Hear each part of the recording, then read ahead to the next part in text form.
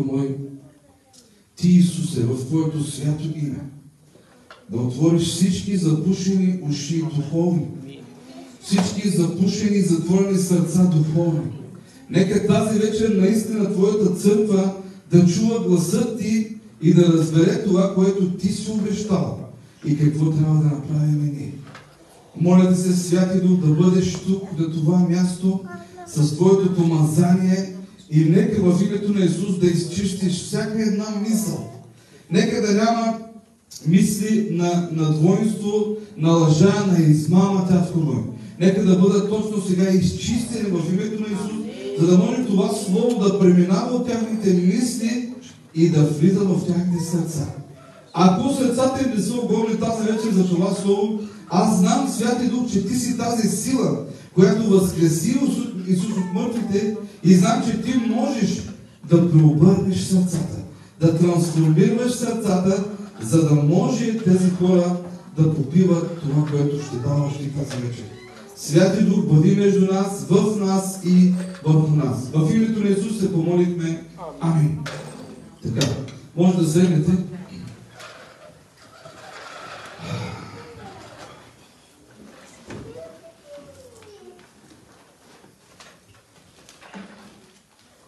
Това, което ще разкажа тази вечер, знаете ли как се правя аз моите проповеди? Тук започва и аз се свършвам проповедта. Но не знам кога ще я проповядвам. И за първи път, когато проповядвах тази проповед миналата седмица, неделя, беше за първи път. От 4 месеца на таблета, но за първи път я проповядвах там. И беше на турски език, нали? Защото Бог знае кога какво да дава на своите чеда. И аз вярвам, че тази вечер това ще бъде за ваше насърчение и за ваше назидание. Искам да ви говоря за едно тройно обещание, което Исус Христос обещава на своите ученици, на всички, които вярват в Неговото име. Но докато стигнем до това обещание, искам да ви разкажа едно друго от книгата Изход 33 глава. Изход 33 глава. От 7 стих ще четем надолу до 16. Още Моисей взе шатъра и го постави вън от стана, далече от стана, и го нарече шатър за срещане, и всеки, който търсеше Господа, излизаше при шатъра за срещане, който беше вън от стана. И когато Моисей излизаше към шатъра, целият народ стана и стоя всеки при входа на шатъра си и гледаха след Моисей, докато влезе в шатъра. А когато Моисей влизаше в шатъра, облачният стълб слизаше и заставаше на входа на шатъра. И Господ говореше с Моисей. И целият народ гледаше облачния стълб, който стоеше на входа на шатъра, и целият народ ставаше всеки на входа на шатъра си и се кланяше. Господ говореше на Моисей лице с лице, както човек говори с приятела си. А като се връщаше Моисей в стана, младият му служител Исус, Навивовият син, не се отдалечаваше от шатъра. И така Моисей каза на Господа: ето, ти ми казваш, води този народ, но не си ми явил кого ще изпратиш с мен. Но пак ти си ми казал: тебе познавам по име, още си придобил моето благоволение. Ако аз съм придобил твоето благоволение, покажи ми, моля ти се, пътя си, за да те позная и придобия благоволението ти. И разсъди, че този народ е твой народ. И Господ каза на самия: аз ще вървя с теб и аз ще успокоя. А Моисей му говори: ако ти не дойдеш с мен, не ни извеждай от тук, защото как ще се позная сега, че съм придобил твоето благоволение, аз и твоят народ, нали, чрез твоето идване с нас стана така, че да се отделим аз и твоят народ от всички народи, които са по лицето на земята. Преди да се случи този диалог между Бог и Авраам, хората извършиха грях. Направиха си идол. Кланяха се на него. И Бог казва, нали, в предишната глава на Моисей: аз няма да дойда с вас. Земята, която съм обещал на Авраам, на Исак и на Яков, ще изпратя един от ангелите си и той ще ви изведе от тук и ще ви води там. Но тактиката, която прави Моисей, много ме кеф, защото Моисей познаваше присъствието на Бога. Познаваше Бога, защото Бог говореше лице с лице с Моисей. И заради това, че знаеше за неговото присъствие, че е сила и мощ, той направи шатър извън стана. И каза, че всеки, който искаше да се среща с Бога, отиваше там и се среща си с неговото присъствие. Облакът, който седеше там, беше същият облак, който ги водеше през пустината. И тогава казва, че целият народ пред шатерите си гледат, когато той влиза, и докато влезе той и присъствието там, значи помислете си, само като определим, нали, бройката на мъжете, може да разберем, че те, когато излязоха от Египет, бяха с милиони. Защото словото написва, че е имало над 2 милиона мъже. И къде остават жените, къде остават децата, къде остават старите? Значи те се взели с милиони. И всеки от тях следва, и когато Моисей влиза в шатъра, и те падат пред своите шатъри и се молят за прошка. Защото това беше първото нещо, което трябваше да направят. Да се покаят, за да може Бог със своето присъствие да ги вкара в земята, която им беше обещал. И когато се молеше Моисей, казваше на Бога: ти ме познаваш, извикаме по име, но все още не си ми казва кой ще изпратиш с мене. Казваме, нали, ангел, но кой? Кой ще дойде с мене? И когато се молеше така, нали, говориш с него Моисей, и Бог му каза: аз ще дойда с тебе. Моето присъствие ще бъде с тебе. Какво казва стиха? И Господ каза: самият аз ще вървя с теб и аз ще те успокоя. А Моисей, вижте какъв отговор му дава: ако ти не дойдеш с мен, не ни извеждай от тук. Алелуя! Защото Моисей вече знаеше какво е да си в присъствието на Бога. Ако го няма присъствието на Бога, казва той, не ни извеждай от тази пустина, нека да изпрем тук.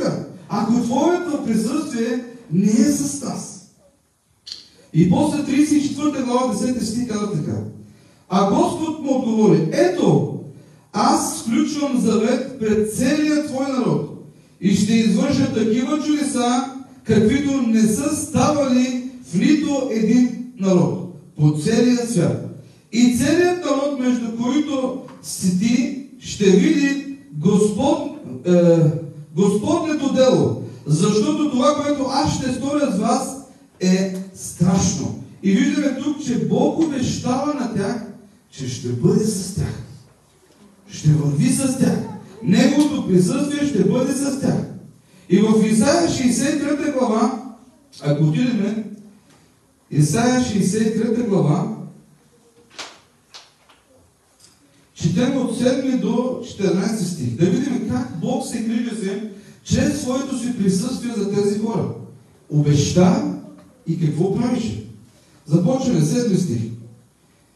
Ще спомена милосърдие, 63-та, да, 7. Ще спомена милосърдията Господни, причините за хваление на Господа, за всичко, което ни е подарил Господ, и за голямата благост към Израилевия дом, която им показа според щедростите си и според премногото си милости, защото каза: наистина те са мой народ.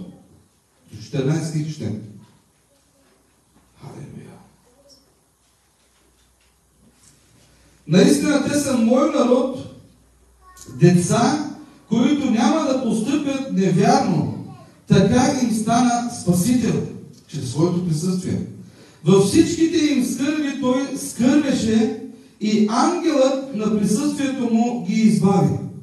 Поради любовта си и милосърдието си той сам ги изкупи, вдигна ги и ги носи през всичките древни дни. Но те се разбунтуваха за това, което ви разказвах, нали, преди малко, че направиха такова. Идоли. Но те се разбунтуваха и оскърбиха святия Негов дух. Къде другите сте срещали тази фраза? Но те оскърбиха Неговия свят дух. В Новия Завет казва: внимавайте да не наскърбите Святия Дух, защото сте запечатани с Него за деня на спасение. И тук казва така: но те разбунтуваха и оскърбиха Святия Негов Дух, затова Той се обърна и им стана неприятел. И сам воюва против тях. Тогава народът му се спомни за старите Моисеи времена и казаха: къде е онзи, който ги изведе от морето чрез пастирите на стадото си? Къде е онзи, който положи Святия си Дух сред тях? Своето присъствие.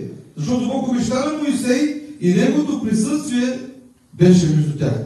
И те се питат: къде е този, който обеща, че Неговото присъствие ще бъде между тях и ще ги води? Защото те направиха греха и Бог оттегли ръката си от тях. В един друг стих на Исаия казва, че вашите грехове са тези, които ви отдалечават от Бога. Четем по-надолу. Тогава народът му се спомни за старите Моисееви времена и каза: къде е онзи, който ги изведе от морето чрез пастирите на стадото си? Къде е онзи, който положи Святият си Дух сред тях? Който направи славната си мишца да върви до Моисеевата десница, който раздели водата пред тях, за да си придобие вечно име, който ги води през бездната като кон през паспище, без да се препънат, който ги води през бездната като кон през паспище, без да се препънат. Духът Господен ги успокои като добитък, който слиза в долината, така си водил народа си, за да си придобие славно име. Знаете ли, докато ние сме в Неговото присъствие, Бог винаги прави чудеса и знамения за нас. Няма значение в каква ситуация си, дали нещо губиш, дали нещо печелиш, но е важно да бъдеш в присъствието на Бога.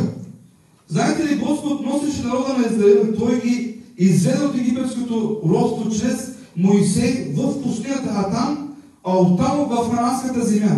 И народът на Израил превзе хананската земя. След Исус Навин имаше време на съдиите. Има такава книга тук, която се нарича Съдии. И това продължи около 400 години. Господ управляваше народа на Израил чрез тези съдии. И след това ние знаем, че народът бунтуваше и каза: ние искаме цар. И Бог започна да ги води чрез царете. Но въпреки това, което Бог правеше за тях, в Исаия четем, че те пак се разбунтуваха към Бога. Но въпреки това народът на Израил показа непокорство към Господа и в резултат на това бяха в робство в Вавилон 70 години. Значи Даниел е бил на 15-16 години, когато влизат като роби, в Вавилон. И това беше заради греховете, които те направиха. Отвърлиха Словото Божие, всеки си имаше идоли и тогава Бог ги наказа. Бог каза, че Той им стана сам враг. Тъй като Господ избра и обикна народа на Израил, Той ги върна обратно в земята. Значи Бог е милостив. Неговото милосърдие няма край. Не може нито един човек да каже: милостта на Бога свърши. Той е милостив. Защо го казвам? Тъй като Господ избра и обикна народа на Израил, Той ги върна обратно. След 70 години пак ги връща в земята. В своята земя, в Израил. Когато се прибраха от дома в Израил, трябваше да поправят всичко отново, защото всичко беше разрушено и изгоряно. Точно тогава Господ дава обещание на народа на Израил. В книгата на Агей отиваме. Книгата на Агей, 2 глава, 5 стих. И казва така там. Агей, 2 глава, 5 стих. Според думите на завета ми с вас, когато издадахте от Египет, духът ми ще пребъдва между вас, не бойте се. Бог отново им обещава, че Духът Негов, Неговото присъствие отново ще бъде с тях. Амин. И това ме радва, защото виждам как Бог е милостив и много милосърдечен, има желание да спасява постоянно. Неговата милост не е като човешката. Той има милост, която е безкрайна. И едно от обещанията, които Исус направи, много мяза на това, което Бог направи за израелтяните. Също на това обещание. И това е в Йоан 14 глава, която не интересува нас, нали? 14 глава, 15 и 17 стих чете. Ако не обичате, ще пазите моите заповеди. И аз ще поискам от Отца, и Той ще ви даде друг утешител, за да бъде с вас вовеки. Не забравяйте това. Да бъде с вас вовеки. Духа на истината, когато светът не може да приеме, защото не го вижда, нито го познава. Вие го познавате, защото Той пребъдва с вас и във вас ще бъде Амин. Това е обещанието, което Исус прави, също както Бог Отец направи към израелтяните. И всеки, който повярва в Исус Христос, това обещание важи за него. От сега ние разбираме, нали, че Святия Дух ще бъде с нас само в неделя, само в понеделник или през януари. Вовеки веков, казва Господ Исус Христос. Ще бъде с вас и във вас и между вас. Алелуя! Затова искам тази вечер да помислите върху това, което Исус Христос дава на своята църква. Казва, че вовеки веков този, който ще изпрати, Святия Дух, ще бъде във вас, върху вас и около вас. Амин. Няма да има ден без присъствието на Святия Дух. Халелуя! Колко повече да се радваме ние тези, които сме грешни, и Бог прави милост към нас и казва, Духът ми ще бъде вовеки веков вътре във вас и с вас и между вас. Халелуя! В Деяния на апостолите 1.8 отиваме. За Неговото присъствие трябва да знаем, че това е сила. 1.8 четем. И казва така. Но ще приемете сила, когато дойде върху вас Святия Дух и ще бъдете свидетели за мен, както в Йерусалим, така и в цяла Юдея и Самария до края на земята. Амин! И точно това ние приказахме в този семинар, че Бог обеща това. Даде ни го. Да го направиме. Това е последната заповед. Да бъдем Негови свидетели до края на земята. И ние сами няма да можем да го направиме. Казва, че когато дойде Святия Дух, ще приемете сила. Халелуя! Силата на Святия Дух, който ще пребъдва вътре в нас, казва Исус. Защото вика, светът не го познава. Вие го познавате, защото е между вас, около вас и вътре във вас. Амин. Амин. Този Свят Дух, тази огромна сила е вътре в тебе. И колко ти даваш време и свобода на тази сила да действа чрез тебе. Помисли тази вечер. Знаете ли, че Святия Дух започва да работи в нас преди да сме познали Исус Христос? Ако сме тук тази вечер, трябва да знаем, че това не е нашето желание. Това е желанието на Святия Дух. Ти тази вечер да чуеш това слово. Например, идването на Святия Дух в деня на Петдесятница. Когато четем 2 глава, виждаме как, когато са заедно апостолите и се молят, изведнъж казва, става трус, чува се голям шум, включение на вятър и Святия Дух слиза. Приемат Святия Дух. И аз съм казал и други, на други проповеди, когато идва Святия Дух, този Петър, който беше постоянно за Исус Христос и виждаше всичко това, което правеше Исус Христос, какво стана? В един момент, когато Бог вече беше, ще отива на кръста, преди да го вземат, Бог каза на Петър, ти тази вечер 3 пъти ще се откажеш от мен. А преди това Петър каза, до гроб съм с Тебе, Господи. Но знаете ли, след като Исус Христос възкръсна, беше обещал нещо на Петър. Ти си камък, пиедра. И върху този камък ще построя църквата си. И портите на ада няма да наделеят срещу нея. Алелуя! И когато възкръсна Исус Христос, 3 пъти пита Петър: обичаш ли ме, обичаш ли ме, обичаш ли ме? И на гръцки има много фрази да изказваш любовта си. Ти може да знаеш. Друго е да имаш, афилео, любовта, афилео, приятелска любов. Но друго е да имаш любовта. Нали така? И сякаш, всеки път, когато Бог питаше апостол Петър: Петър, агапао? И сякаш Петър му отвръщаше: не, Исусе, афилео! Афилео! 3 пъти му попита. И на 3-тия път Петър се разплака: не, Господи, аз те обичам като приятел, не мога да те заобичам като агапе. Афилео! И заплака толкова страшно. Но пак Господ каза: паси овцете ми. Паси овцете ми. И когато дойде Святия Дух, защо според вас пръв Петър се изправи на крака? Имаше обещание за него. Петър стана на крака и започна да проповядва на хората до 50 дена, които викаха: разпни го! Убий го! Искам Барнаба! Но знаете ли, присъствието на Святия Дух подготви сърцата на тези хора, които накараха Пилат Понтийски да разпъне на кръста Исус Христос. В същия момент Петър говореше за Словото Божие. Той беше човек, който нямаше образование, но аз съм ви разказвал, че той знаеше Божието Слово. И използваше и цитираше само от Божието Слово. Например, от Йоил, от Псалом 16, и когато се молеше, винаги се молеше по някакъв друг псалом. Знаеше Божието Слово. И когато той говореше, в същия момент присъствието на Святия Дух преобърна сърцата на тези, които викаха: разпни го! Убий го! И когато чуха проповедта на Петър, и те се събраха всички и казаха: какво трябва ние да направим? Святия Дух прониза сърцата им. И Петър им каза: покайте се.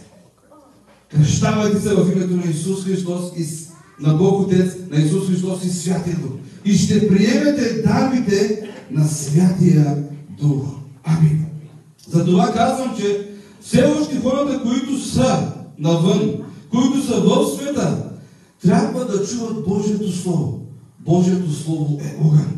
Еремия казва: Твоето Слово беше като огън в костите ми. Колкото повече исках да го задържа, то ставаше по-силно, сякаш ще избухне. И колкото пъти си казвах: няма да говоря за тебе, и пак говорих за тебе. Защото Твоето Слово е като огън вътре в костите ми. Не може да го задържиш в себе си.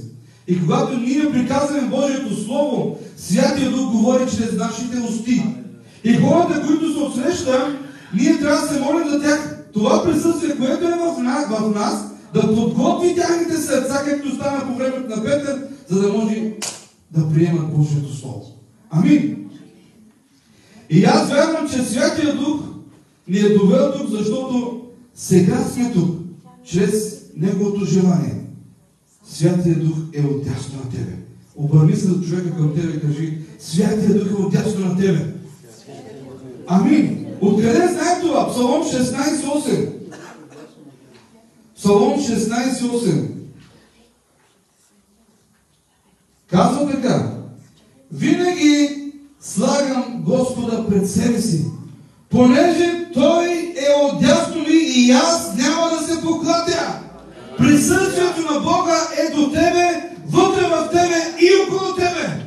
Защо се страхуваш и боиш, за да разказваш Божието Слово?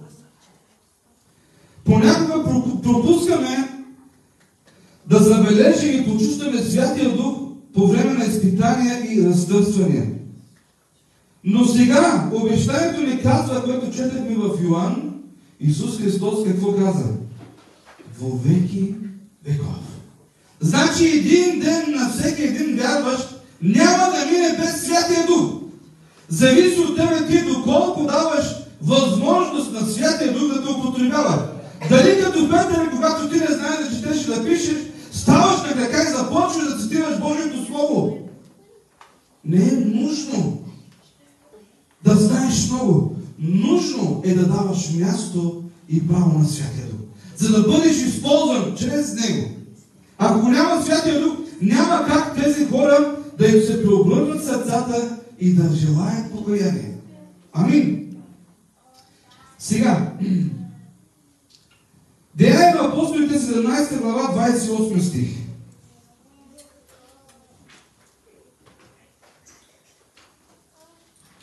Седемнадесета глава, 28 стих. И казва така: защото в него живеем, движим се и съществуваме. Амин. Всеки един вярващ трябва да изпитва това, когато казва: да, аз съм християнин. Но ти трябва да живееш с него. Защото в него живеем, движим се и съществуваме. Както и някои от вашите поети са казали, защото дори негов род сме. И аз ви казах, че приказахме за новорождение с младите от църквата. Знаете ли, в Йоан 1 глава казва, че те се родиха не от плът и от кръв или от мъжки желания, но казва, те се родиха от Бога. Ако ние сме родени от Бога, значи ти и аз притежаваме гена на Бога, който е Дух. Халелуя! Това е Святия Дух. Когато ти правиш водно кръщение, приемаш Исус, ти си вече новороден и казва, те са родени от Бога. Ако дъщеря ми е родена от мене, е моя дъщеря. Ако ти и аз сме родени от Бога, ние сме Божи деца. Алелуя! И притежаваме генът на Бога. Святия Дух, който Исус обеща и каза, че во веки веков ще бъде вътре във вас, около вас и с вас. Алелуя! Тройното обещание, което Исус дава. Амин. 2 Коринтияни 3:17.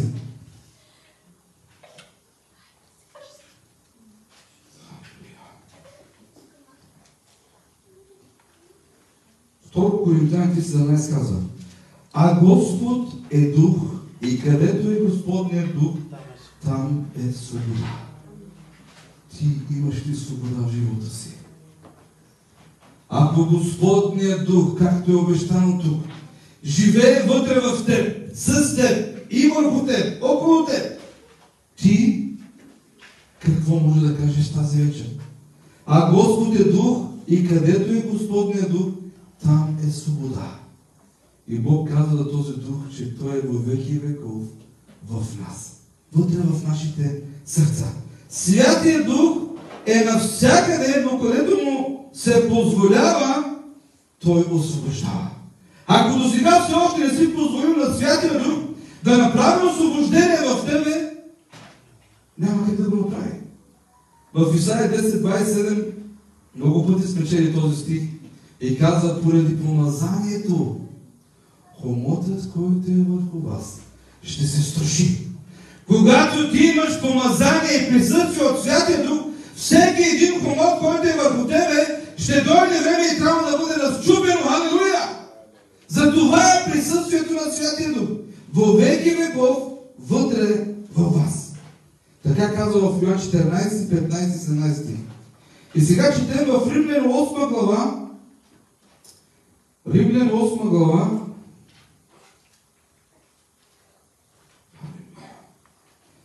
Турската Библия са наредени по друг начин и понякога се бърка. Римляни 8 глава, 14 стих до 16. И казва така: понеже които се управляват от Божия дух, те са Божии синове. Ако ние сме управлявани от Божия дух, тогава мога да кажа наистина с вера: да, аз съм Божий син. Или пък ти: да, аз наистина съм Божия дъщеря. Когато си управляван от Святия Дух. И този Дух е вътре в тебе. Остави го. Дай му свобода да те управлява. Дай му свобода да те контролира. Твоите мисли, желания, мечти, всичко около теб. Там, където е присъствието на Бога, имат съществ. Цъфти всичко. Всичко е благословено. Миналия път разказах за къщата на Овед Едом.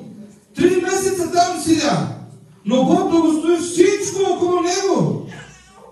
А преди това беше 20 години в къщата на Аминадаб и нямаше нито едно благословение. Защото нямаше свобода за присъствието на Святия Дух. Продължаваме надолу.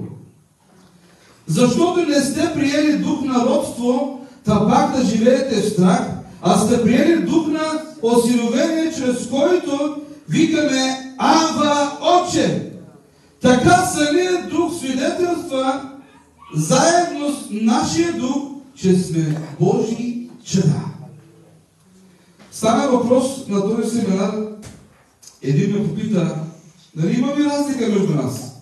Един ме попита, как ти знаеш и усещаш, че човекът, който до тебе, неговото пророчество или езикът, който той приказва, нали, е от Бога. И аз го попитах нещо друго. Ти можеш ли да ми кажеш откъде си сигурен, че твоите грехове са опрощени? И гледа. Ако не е Святия Дух в тебе да те убеждава за това, ти не можеш да повярваш, че твоите грехове са простени. На нас не е нужно диплома, не ни е нужно паспорт, не ни е нужно лична карта да може да кажем да, аз съм Божий син или Божия дъщеря.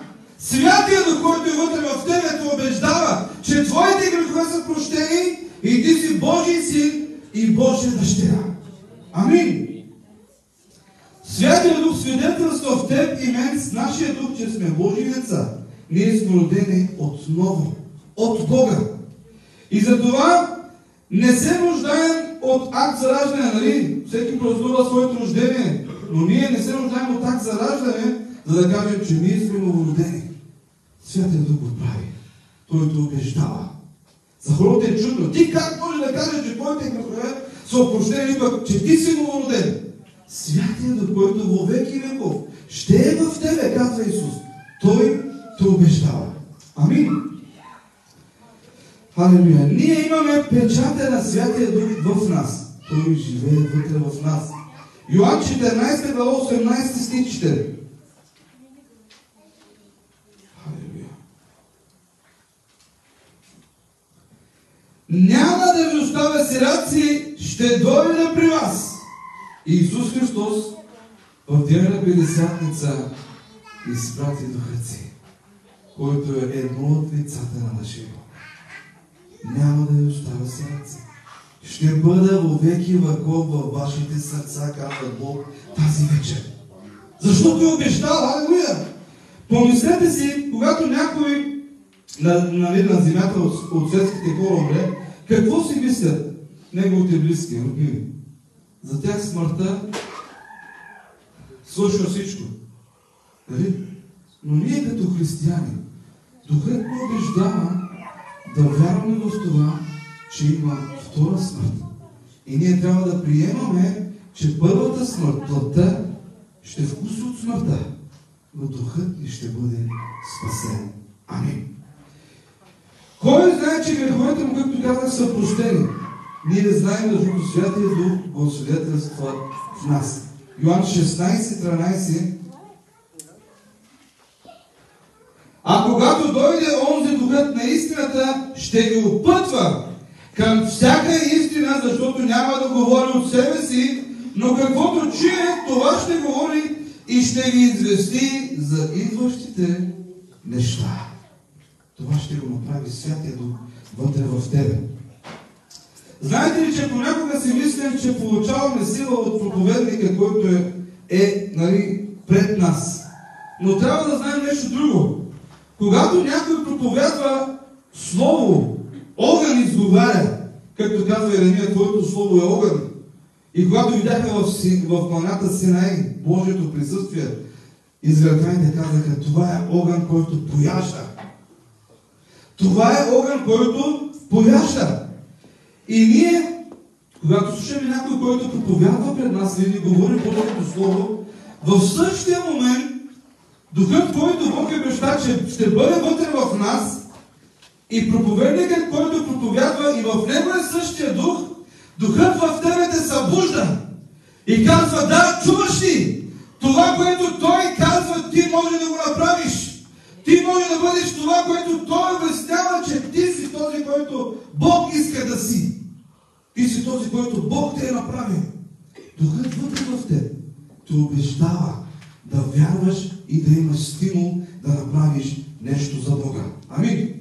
Псалм 30, 5 стих чете.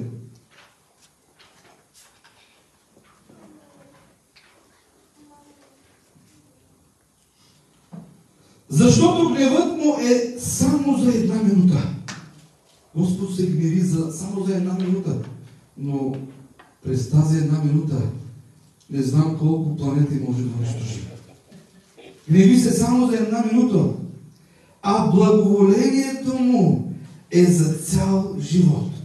Вечер може да влезеш в плач, да пренощува, а на сутринта идва радост. Алилуя! Знаеш, че това, което се случва в твоя живот, няма значение през какво преминаваш. Имаш болка в сърцето, имаш мъка, нали? Плачеш, тъжиш, но Бог казва, че ще дойде сутринта и ще има радост за тебе. Амин. Ние сме сигурни в това благодарение на Святия Дух. В Римляни пак 8 глава отиваме. Римляни 8 глава. Алилуя. 26 стих казва така. Така също и Духът ни помага в нашата немощ, понеже не знаем да се молим както трябва, но самият Дух ходатайства в нашите неизговорими стенания. И чета още един стих пак оттам, 34. Казва така. Кой е онзи, който ще ги осъжда? Христос Исус ли, който умря, а при това и беше възкресен от мъртвите, който е от дясната страна на Бога и който ходатайства за нас. Амин! Братко и сестро, искам да те насърча. Ти и аз имаме два ходатая. Единият е горе в небесата Исус Христос и другият е Святия Дух, който е вътре в тебе. Алелуя! Научи се да чуваш гласа му и да го познаваш. Ето защо ние трябва да влизаме в общение с Святия Дух и да се молим под Неговото водение, защото Той знае как да се молим. Когато се молим на езици, Павел казва, и не се разбира, тогава нашият Свят Дух, нали, Духът, който е вътре в нас, говори с Бога, ходатайства за нас. В молитва ние трябва да се предадем на Святия Дух, да се молим както Той иска да се молим. Понякога така се случва, когато се молиме, нали, и огънят на Святия Дух пада там, и изведнъж, без ти да имаш контрол над това, започваш да се молиш на чужди езици.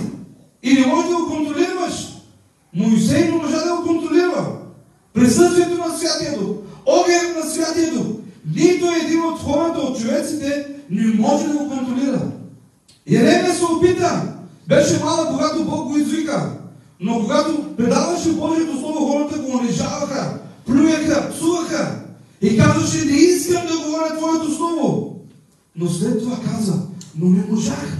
Не успях да замълча, защото Твоето Слово, Твоите думи са като огън вътре в моите кости.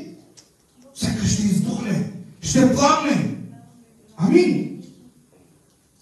Ние сме тук, не защото сме много силни, нали, сърцати вярващи, но ние сме тук поради волята на Святия Дух. Алелуя! Неговата воля е тази, ние тази вечер да слушаме това слово и да се назидаваме. Да имаме стимул да направим нещо с това обещание, което е тройно от устата на Исус Христос. Езекил 36, 27. Езекил 36, 27. И ще вложа духа си вътре у вас и ще ви направя да постъпвате според наредбите ми, да пазите законите ми и да ги извършвате. Исус какво каза? Всеки, който ме обича, ще пази заповедите ми. И тогава този Свят Дух ще пребъдва в тебе.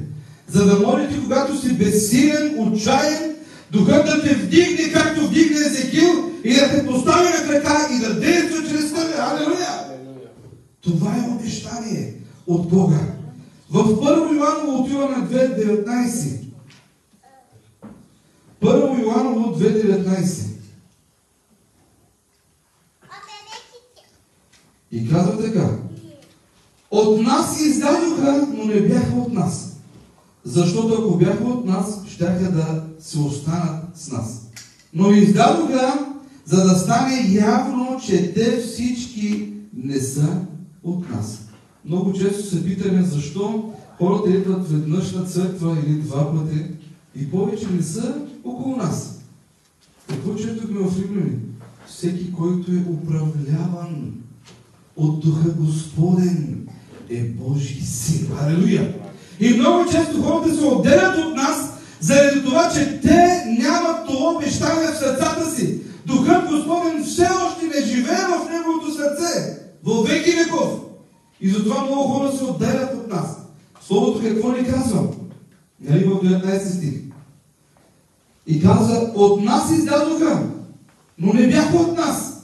Всеки, който идва на църква, може да каже: да, аз съм християнин.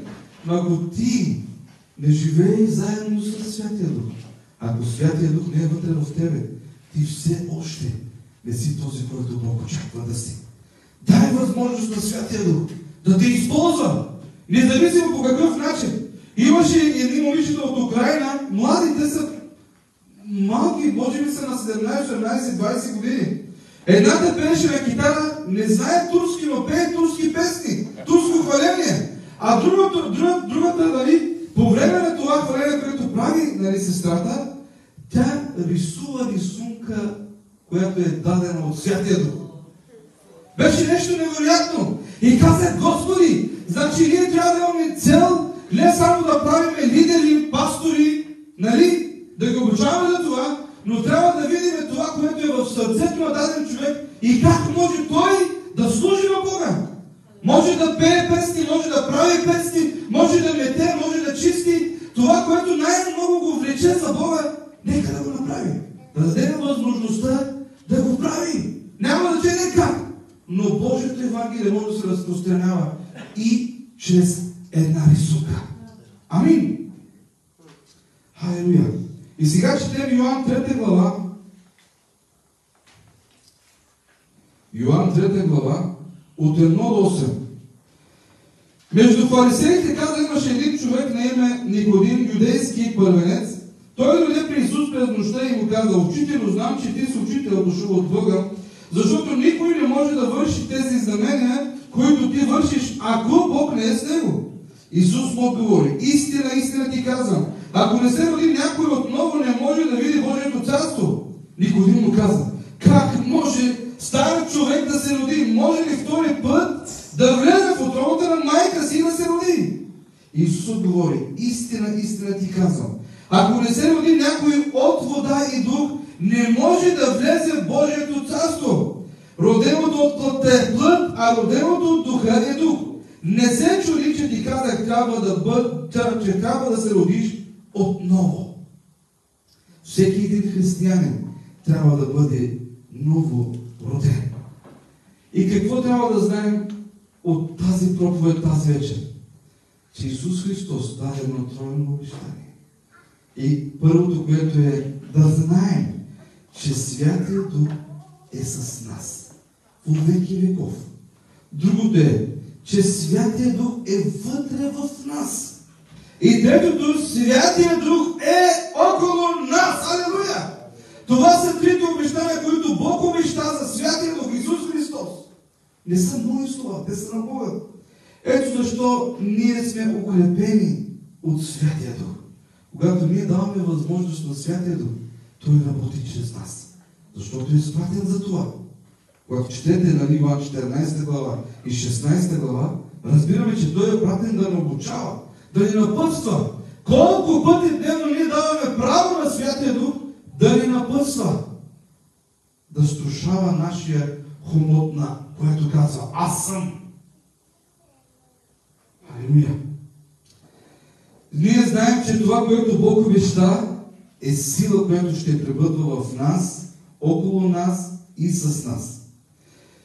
Тук ще бъдем укрепени. Когато сме тук заедно, тогава ще бъдем укрепени от Святия Дух.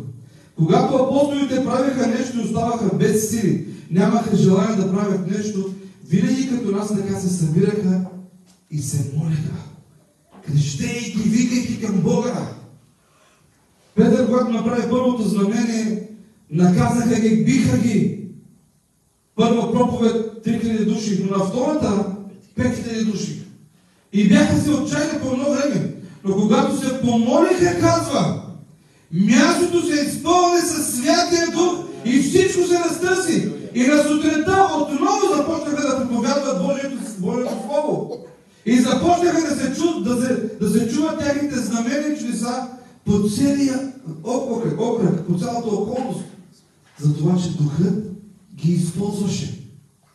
Исаия 10:27, стихът, който много обичам. Отваряме там 10:27, да го прочетем. И казва: в онзи ден товарът му ще се премести от плещите ти и хомотът му от врата ти. И хомотът ще се струши поради помазанието ти. Поради присъствието на Святия Дух, всеки един хомот, който е в теб, ще се струши, ако дадеш възможност на Святия Дух. Ако кажеш да, Святи Душ, аз не мога. Ти си тази сила, която обещана. Направи го заради мене. В Стария Завет може да видим много силни хора, които са били употребявани от Святия Дух. И са разбивали огромни войски чрез присъствието на Святия Дух. Нали? Като Моисей, като Исус Навин, като съдиите, като Готороим, като Гидеон, като Ефтай, като Самсон. И казва така за тях: когато идваше Святия Дух, те приемаха сила. И тогава печелиха своите битки. Святия Дух може да направи това на всеки вярващ. Стига само ние да му дадем възможността да го направи. Някои вярващи са страхливи като Гидеон или като Барак, но знаете, че всичко, що се промени и от много, не само когато Святия Дух дойде, но знаете, че всичко ще се промени и то много, но само когато Святия Дух дойде върху нас. Страхотни неща ще се случват, както при апостолите. Сянката на Петър изцеляваше хора. Плотта на Павел изцеляваше хора. Заради помазанието, което беше върху тях. Чета последен стих, 2 Коринтияни 4:7, и хвалението може да вземем мястото си, докато направим Господната вечеря. Алелуя. 2 Коринтияни 4:7.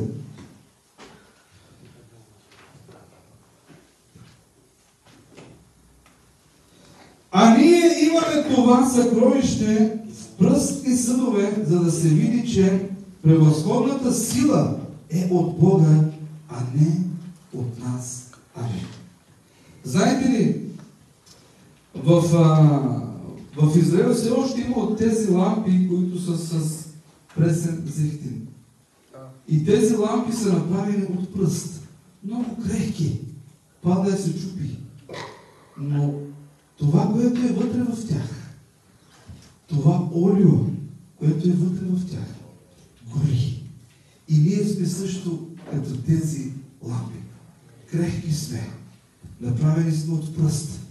Всеки момент може да се разчупиме. Но Бог иска Неговото присъствие и помазание да живее вътре в теб. Да гори в теб.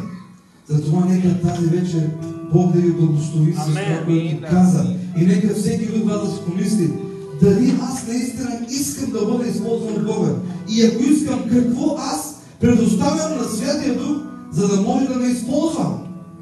Оставяме с тази мисъл и нека Бог да ви благослови. Нека се молим за тази проповед 1-2 минутки. Господи,